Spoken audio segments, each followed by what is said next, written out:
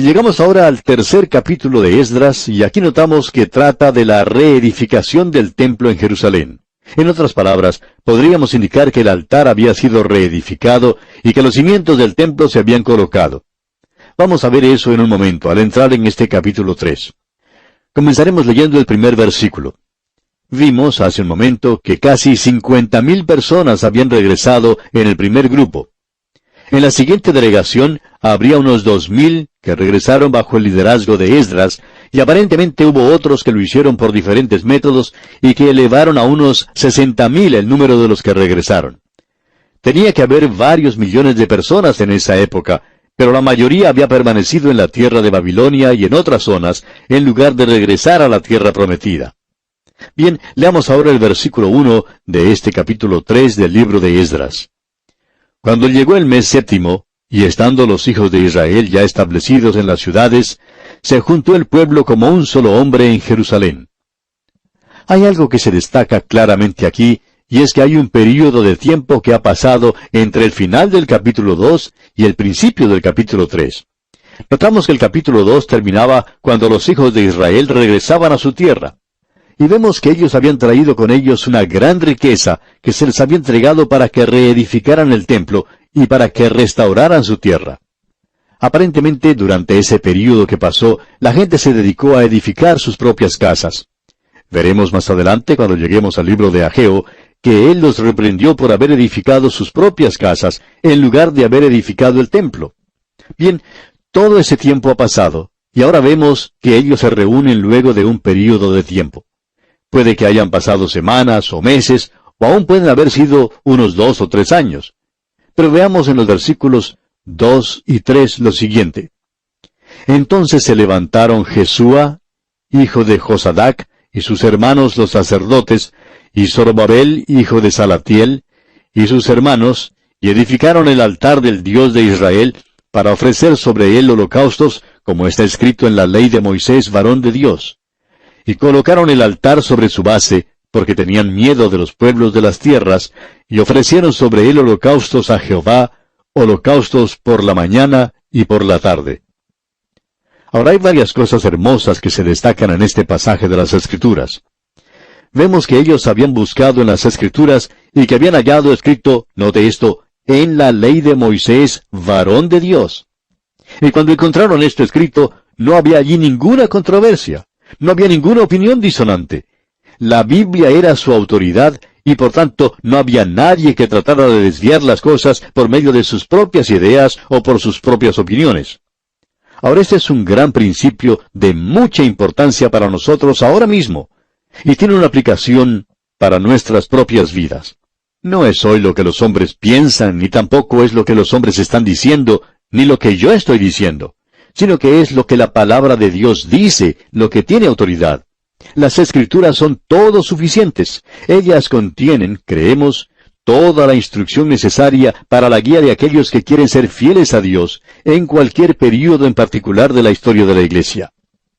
Es por esa razón que nosotros no presentamos ningún tópico sobre métodos o conversaciones sobre diferentes temas que son populares en el día de hoy, como la psicología, por ejemplo. Eso es muy popular. O se podría hablar también del sexo. Creemos que si tomamos la palabra de Dios y la miramos bien, no solamente 1 o 2 capítulos donde podamos tener quizá un estudio que nos caiga bien, un poco de ayuda de algún pasaje de las Escrituras. Le damos gracias a Dios por algunos pasajes que nos ayudan, pero creemos que muchos de ellos han sido usados demasiado y otras partes de las Escrituras, en cambio, han sido olvidadas. Creemos que si nosotros miramos completamente a la palabra de Dios, es decir, si la apreciamos en su totalidad, vemos o hallamos allí la respuesta a todos nuestros problemas. Y bien, aquí vamos a detenernos por hoy, amigo oyente, y esperamos encontrarnos en el siguiente programa, en la continuación del estudio de este libro de Esdras. Mientras tanto, es nuestra oración que el Señor le bendiga abundantemente. Continuamos nuestro estudio del capítulo 3 de Esdras que comenzamos en nuestro programa anterior. Y vimos que ellos habían buscado en las Escrituras y habían hallado escrito en la ley de Moisés, varón de Dios, como dice el versículo 2. Y cuando encontraron esto escrito, pues no había allí ninguna controversia, no había ninguna opinión disonante. La Biblia era su autoridad y por tanto no había nadie que tratara de desviar las cosas por medio de sus propias ideas o por sus propias opiniones. Ahora dijimos, es un gran principio de mucha importancia para nosotros en este día en que vivimos y tiene una aplicación para nuestras propias vidas. No es lo que los hombres piensan, ni tampoco lo que los hombres están diciendo, ni siquiera lo que yo estoy diciendo, sino lo que la palabra de Dios dice. Eso es lo que tiene autoridad. Las Escrituras son todo suficiente. Ellas contienen, creemos nosotros, toda la instrucción necesaria para la guía de aquellos que quieren ser fieles a Dios en cualquier período en particular de la historia de la Iglesia. Es por esa razón que nosotros no presentamos ningún tópico sobre métodos o conversaciones sobre diferentes temas que son populares en el día de hoy, como por ejemplo la psicología. Eso es muy popular. O se podría hablar también del sexo. Creemos que si tomamos la palabra de Dios y la miramos bien, no solamente 1 o 2 capítulos donde podamos tener quizá un estudio que nos caiga bien, sino un poco de ayuda de algún pasaje de las Escrituras. Claro que le damos gracias a Dios por algunos pasajes que nos ayudan, pero creemos que muchos de ellos han sido usados demasiado y otras partes de las Escrituras, en cambio, han sido olvidadas. Creemos que si miramos completamente a la palabra de Dios, es decir, si la apreciamos en su totalidad, hallamos allí la respuesta a todos nuestros problemas, a todas nuestras preguntas, y vamos a ver que es suficiente para darnos la dirección necesaria. Nosotros no necesitaríamos libros ni manuales que nos indiquen cómo hacer las cosas, porque, amigo oyente, la palabra de Dios tiene la respuesta. ¿Por qué no vamos a la fuente directamente y conocemos la totalidad de la palabra de Dios? Eso es lo que esas personas hicieron aquí. Ellos levantaron el altar, y quisiéramos que observemos por un momento este altar, porque este altar es un altar donde se ofrecía holocaustos. Era el altar de los holocaustos, y ese altar, usted recordará, habla de la cruz de Cristo. El holocausto que ellos ofrecían hablaba de la persona de Cristo, de quién es Él. Usted puede ver que lo que ellos estaban haciendo era reunirse alrededor de la persona de Cristo en su muerte por ellos. Y ese es el lugar donde los creyentes se deben reunir en el día de hoy. Cada creyente debe entender esto de una manera clara. Cada uno que mencione el nombre de Cristo, cada uno que pertenece al Señor, cada uno que es un creyente bautizado por el Espíritu Santo en el cuerpo de los creyentes de la iglesia, ese es mi hermano. Ese es el hermano con quien puedo tener comunión. Y aquí no trata para nada el tema del color de la piel, ni de su posición social, ni de sus riquezas materiales. No es tampoco cuestión de la iglesia a la que uno pertenezca, ya sea bautista, metodista, presbiteriana o lo que sea. Eso no tiene nada que ver. No hace ninguna diferencia. Lo importante, amigo oyente, es si esa persona es creyente en el Señor Jesucristo. Entonces nos podemos reunir y tener comunión. Y de paso debemos decir que eso sí lo hacemos y es algo maravilloso. Ahora vemos que eso es lo que está ocurriendo aquí en este lugar, y vemos también que uno puede tener una unión maravillosa que debería caracterizar a los hijos de Dios. ¡Qué hermoso es eso! El salmista dijo: «Mirad cuán bueno y cuán delicioso es habitar los hermanos juntos en armonía, porque allí envía Jehová bendición y vida eterna». Nosotros tenemos un ejemplo de eso. Esta gente había regresado y, como ya hemos dicho, eran pobres, eran personas muy humildes. Ellos ciertamente no eran ese tipo de personas que estaban buscando una posición social para sí mismas. Esta gente estaba ejercitada en hacer simplemente la voluntad de Dios, y eran muy humildes al hacerlo. Usted y yo, amigo oyente, estamos viviendo en el fin de esta era, y las grandes cosas ya han pasado. Nosotros estamos al final de esta era, y aquellos que tienen una comprensión de estos tiempos, tienen la obligación de terminar con todas las pretensiones que puedan tener. Es en humildad y simplicidad como uno puede andar en el día de hoy con aquellos que son humildes y sencillos. El Salmo dice: «Encaminará a los humildes por el juicio y enseñará a los mansos su carrera». ¿Y cómo necesitamos eso en el día de hoy, amigo oyente? Nosotros en nuestras iglesias siempre estamos tratando de hacer algo grande. Hay organizaciones en estos días que también hablan de hacer algo bastante grande, amigo oyente. Eso no es necesario.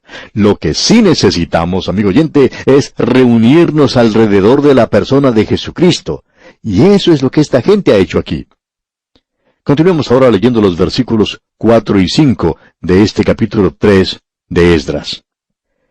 Celebraron asimismo la fiesta solemne de los tabernáculos, como está escrito, y holocaustos cada día por orden conforme al rito, cada cosa en su día. Además de esto, el holocausto continuo, las nuevas lunas, y todas las fiestas solemnes de Jehová, y todo sacrificio espontáneo, toda ofrenda voluntaria a Jehová. Encontramos aquí que esta gente estaba regresando a la palabra de Dios y que estaban edificando el altar. Ahora comienzan a reedificar el templo, estableciendo los cimientos. Leamos los versículos 8 al 10 de este capítulo 3 de Esdras. En el año segundo de su venida a la casa de Dios en Jerusalén, en el mes segundo, comenzaron Zorobabel, hijo de Salatiel, Jesúa, hijo de Josadac, y los otros, sus hermanos, los sacerdotes y los levitas, y todos los que habían venido de la cautividad a Jerusalén, y pusieron a los levitas de 20 años arriba para que activasen la obra de la casa de Jehová. Jesúa también, sus hijos y sus hermanos, Cadmiel y sus hijos, hijos de Judá, como un solo hombre asistían para activar a los que hacían la obra en la casa de Dios, junto con los hijos de Enadad, sus hijos y sus hermanos levitas.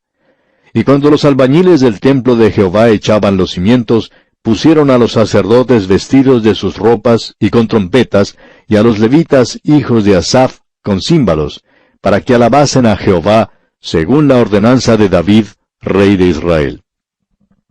Estas personas simplemente habían puesto los cimientos del templo, no habían edificado el templo, pero tenían tanto entusiasmo que sólo cuando tenían los cimientos echados y el altar, ellos están actuando como si todo el templo hubiera sido edificado.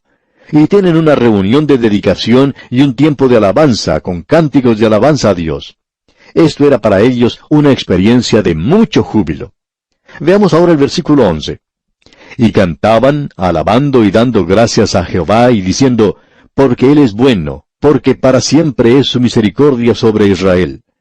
Y todo el pueblo aclamaba con gran júbilo, alabando a Jehová porque se echaban los cimientos de la casa de Jehová. Notemos aquí lo que está ocurriendo. Estas personas son del grupo más joven y nunca habían contemplado el templo antiguo. Leamos los versículos 12 y 13 ahora.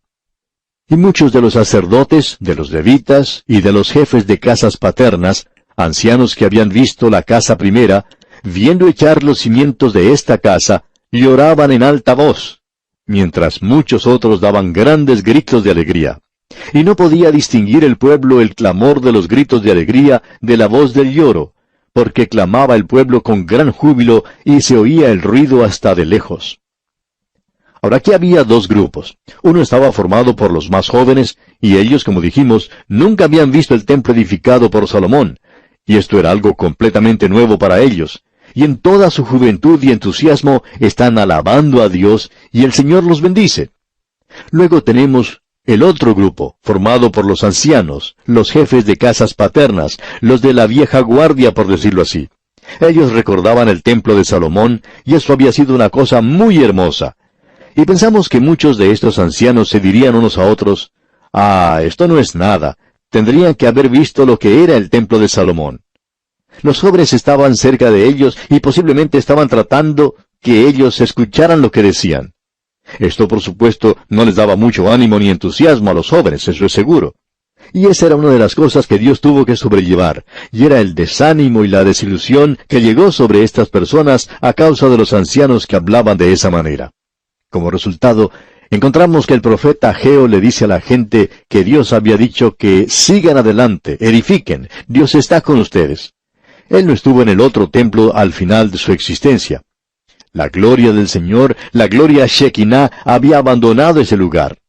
Trabajad, porque yo estoy con vosotros, dice Jehová de los ejércitos. Hay muchas personas, especialmente los de la vieja guardia, que se están oponiendo a la obra de Dios en el día de hoy. Pensamos que una de las razones por la cual este movimiento espiritual que se ha desarrollado fuera de la iglesia en el presente ha sido provocado por la razón que muchos de los ancianos están tratando de quedarse con las cosas de antes. Ellos recuerdan los días pasados y no quieren cambiar, no quieren entrar en la nueva época. Y hay un peligro que nosotros nos pongamos a juzgar a ese movimiento en el día de hoy. Yo, por ejemplo, me considero uno de los de la vieja guardia, y critico muchas de las facetas que vemos en el día de hoy. Pero debemos guardar nuestro juicio por un tiempo. Veamos lo que va a suceder. El Señor sabe cuáles son aquellos que le pertenecen. Él va a separar el trigo de la cizaña. Esa es su propia obra, no es cosa nuestra. Y démosle gracias a Dios que hay un movimiento hoy como ese, y regocijémonos en esto. No nos pongamos a llorar y a criticar lo que ocurre en la hora actual. En cierta ocasión, un predicador tuvo la oportunidad de visitar una iglesia pequeña. Estaba situada en un polvoriento camino que se transformaba en un lodazal cuando llovía, y nadie podía llegar a la iglesia, ni siquiera lo podía hacer el predicador. En cierta ocasión, cuando este predicador visitaba el lugar durante el verano, tuvo la oportunidad de predicar el Evangelio, y el Señor bendijo su palabra, y hubo personas que fueron salvadas. Muchos jóvenes de la iglesia estaban regocijándose en la escalinata de esa iglesia, y el predicador se encontraba feliz con ellos. Y allí, junto a todo el grupo, estaba sentado un anciano que no había dicho nada por mucho tiempo. Luego dijo: «Muchachos, ustedes han tenido una reunión muy linda, por cierto, pero yo recuerdo de aquellos días». Y allí oyeron todo lo que había ocurrido en aquellos días. Cuando el anciano finalizó esa reunión, no les parecía a los demás ya tan hermosa como lo había sido antes. Se sentían desanimados por esas palabras. Y todos abandonaron el lugar un poco deprimidos esa noche, por lo que aquel hombre anciano había tratado de decir sobre los tiempos ya pasados. Luego, el predicador le preguntó a otro miembro de la iglesia que era tan viejo como el primero, y le contó que esa reunión a la que el primer anciano se había referido no había sido tanto en realidad. Esa persona dijo que este hombre ya estaba bastante viejito y que esa reunión que él recordaba se hacía cada vez más y más grande. Y en realidad no había sido tan maravillosa como él pensaba.